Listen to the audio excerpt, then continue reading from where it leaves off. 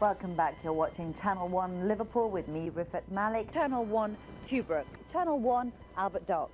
Time to take a look at the headlines now. It's 10 to 11. I'm Rifat Malik. 9 o'clock. I'm Rifat Malik.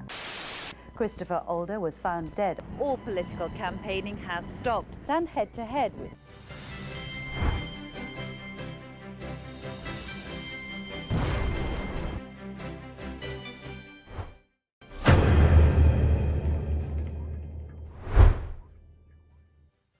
Thank you again for joining us today. Mr. Schmitz, you have been running your platform based on community service and meeting citizens where they are. The incumbent for your district, André Carson, has served in his position for nearly 2 decades. What are you hoping to improve for your constituents if elected? Well, just to give them better service and better access. Part of the reason why I decided to run against André was I've been trying to get a meeting with him for about a year and a half. He did not meet with me. A staff member basically gave me a runaround for 6 or so months, and then I filled out a form, and then they said, we can't help you. And I never had a meeting, never talked about that. And the issue was the floodplain in the neighborhood I live in, which is an underserved neighborhood in Indianapolis, Mars Hill, with 628 homes in the floodplain. And those folks, a lot of them are poor. I can afford flood insurance, but a lot of our folks cannot. As soon as we are able to get out of this floodplain, which I have a plan to do, I mean, I'm actually a contractor and I do these type of things, then we can get us out of the floodplain and we can get that. So that is just one example of what we are not getting. Now, André Carson is serving some neighborhoods better than others. I want to serve each neighborhood equally to their needs and actually go out and talk to the folks that are there to see what their needs are and make sure we can get the federal funding and the stuff they need. And we're just not having that. I think after 16 years in office, complacency is just a problem that, it happens. You get comfortable. André doesn't even really campaign anymore. I just think we need somebody that's, I may look old, but I'm actually got energy for this office and feel like I can put the energy in it that needs it. Be out here in the community and be in Washington. Right, and this is your second time running, correct? So can you just tell me a little bit about the first time you ran and then your platforms that you're running on this time? Okay, so this is my first time to run against André Carson. Okay. Actually, in 2019, I tried to run for mayor of Indianapolis as an independent. Okay. I got a ton of signatures, more than we needed, and they systematically threw off signatures until I didn't have enough. So then I ran for the state house with a fairly popular Democrat here. Same sort of issue. We've had the floodplain for years, and we have no sidewalks. And part of the reason it's our own fault in this neighborhood because about only 20% of us vote, and really the politicians go where the votes are. I mean, that's what really keeps them in office. So they take care of those neighborhoods where they can vote. Those streets are paved. Those places have sidewalks. And I lost that twice. And part of that was because of the political atmosphere, Republicans not doing so well, Democrats doing well. And then this opportunity came along. This is what's really sort of odd about this is the person who won the primary had actually died, was still on the ballot because they couldn't legally get them off the ballot, and then won. So the party got together and we had a 4-person primary, so to speak. I won that on the first vote with a supermajority. Off to the races, that was great. But now we're into a 2-to-1 Democrat area. It's my job to give our voters, our constituents, something better to go to. And that's what I hope to do. And that's after practicing running for all these offices and going out and listening to people for 6 years, I got a pretty good idea of what we need to do.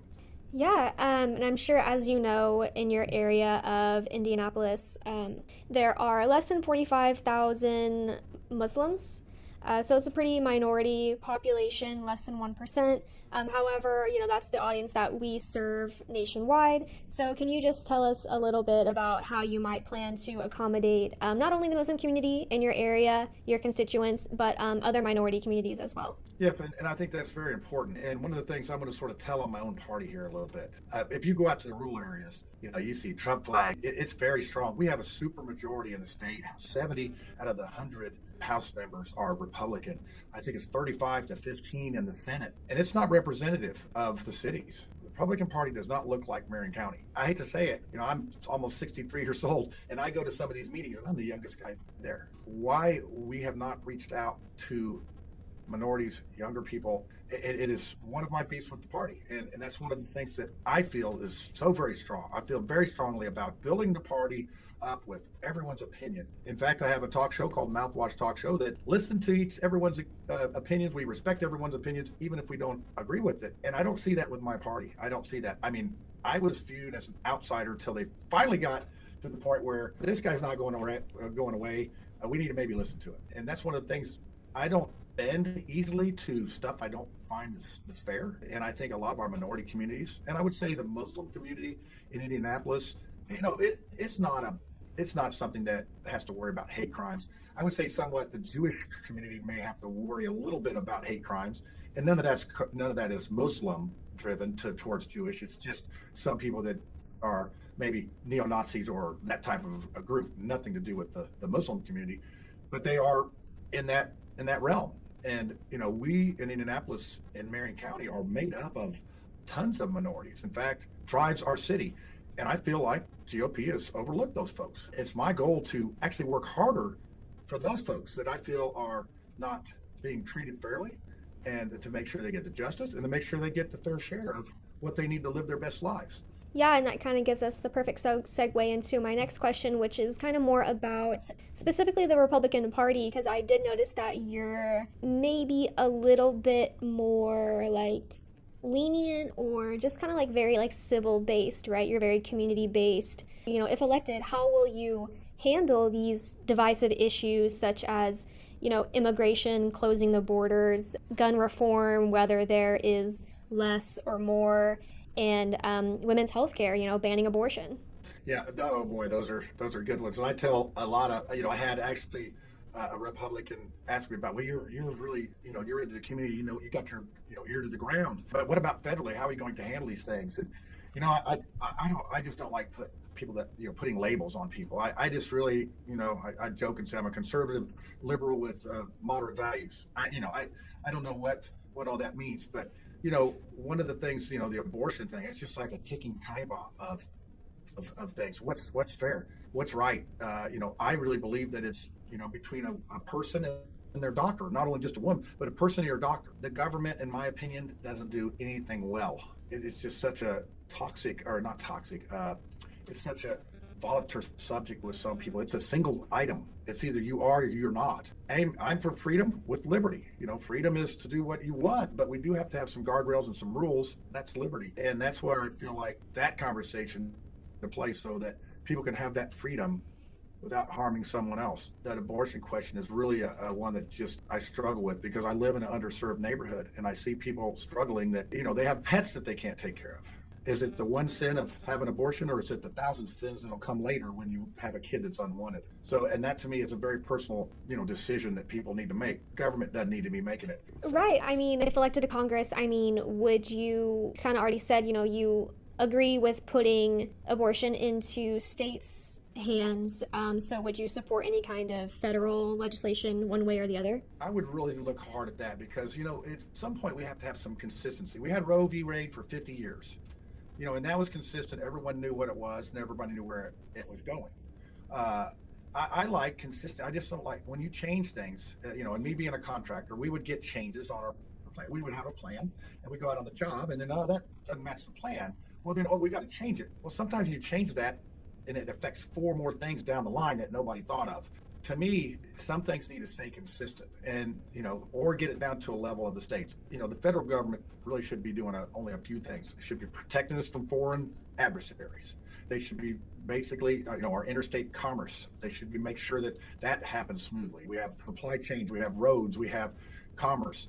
I hate to even say that they should be looking over our money supply because they've done such a horrible job with that. But I'm really concerned with our money supply and the way the BRICS, Bitcoin, and our monetary security is very important to me. Those are things the federal government should be doing, not really micromanaging our cities to make them all the same, because they're not all the same. Yeah, so just kind of moving on. So our publication, AMT, has extensively covered what the International Court of Justice has ruled Israel's actions as an apartheid of Palestinians. This issue has, been very important to a lot of voters, a lot of young voters. It's a hot topic of discussion, especially whenever we talk about the presidential race. Will our president-elect continue to fund Israel's military aid? Do you think personally that the U.S. government should be funding Israel's military, whenever there has been both a national and international outcry for a solution to peace? There's another proverb I believe in. If you want a fire to die down, don't add wood to it. I think that these turn into proxy wars. There's no good from it. It's none of our business type of stuff. I'm just really opposed to having funding going somewhere and then trying to tell the other country what to do. Either to stand down or to fight more or to whatever. Wait, this is what are you getting involved with? What are you funding our enemy? So you're basically making enemies, and you're choosing sides. And obviously, if you're a Muslim, you're going to be upset with this Palestinian thing. And I'll give you a quick story, personal story. I'm at Thanksgiving, and a friend of ours has our boyfriend over, and his father was Jordanian and mother was Palestinian. And he's an activist. I'm not going to mention his name because he's been water hosed. He's been all that stuff. I tried to get him to come on my show, and we couldn't make it happen. But he understands it firsthand of what the struggle is and what the fight is. And then just listening to his story and where he's been with obviously having mixed parents from different countries, it is a very interesting lens. And I really think that we need to take time to look through each other's lens to see what we see out in front of us. And just throwing blanket things of, well, let's just fund them or give them weapons or whatever. And I know that's probably not the most popular thing, because obviously a Muslim would say, well, hey, we want you to tell Israel to stand down. And Israel's like saying, well, we need you to give us more weapons. It is a problem. It's something that's been going on for thousands of years. And solving it in a week or 2 weeks or even a 2-year term is going to be tough. But dialogue needs to happen. At this point, it's getting ugly. There's humanitarian needs. There's innocent people that are struggling, and every day that goes by, more folks are dying, and it's just heartbreaking. Things run their course, things do their thing, but adding more money, weapons, whatever to it prolongs it. And I don't know if we're ever going to have a winner or loser in this. It seems like wars that we have now, there's never an outcome where someone wins and it's over. But like I said, adding fuel to the fire prolongs the fire, just keeps it going. Yeah, and then so just bringing it back home domestically, I would really like to know, as someone who is running on the Republican ticket, what do you have to say about, Donald Trump's recent speech at a Christian gathering where he said they will never have to vote again if he is elected, as this created some concern, and he has denied that comment as a threat to the country's democratic process. But after the January 6th violence and the criminal indictments that he faces, can we believe him whenever he says these things? Donald Trump is a promoter. He's been a promoter his whole lifetime. I tell people that ask me that, if you look at my social, I am not a Donald Trump promoter or fan. Hopefully you looked at my thing, at my background a little bit. I know you have, because of some of the questions you've asked. And I tell people, I say, I don't care who's president. My job as a representative for District 7 is I'm going to hold him accountable. And I'm not afraid of Donald Trump. I mean, I don't care if I ever get elected again, but I'm going to do the darn right thing. If he comes out says silly things like that, I'm going to ask him, what do you exactly mean with that? You don't ever have to vote again. I pretty much have summarized Donald Trump's speeches, and I can't listen to more than a third of them. He can get done what he needs to get done in a third. He just adds that other 2/3 of gobbledygook that I don't understand. I'm a Hoosier. I'm from Indiana. We have different ways we do things, workers. And I'm just going to say this is basically a personality difference of, more hospitality, more humble. I'm not the greatest ever. We just deal with them. And it's like my father used to say, I would complain about somebody and he'd say, well, that's just how they are. Meaning they deal with them how they are. And like I said, back to complacency. It's something that happens. And, we have a shelf life. And I'll be honest, I do not have a capacity to be a representative in Washington, D.C. for a terribly, terribly long time. My ADHD will not allow it. I have 4-year windows, 10-year window, and if it gets past 10 years on anything, I got to move on. I just got to move on. I can't do it. But I do, and I love meeting people. I love doing it. And if you don't get in this business, you're going to meet a lot of people.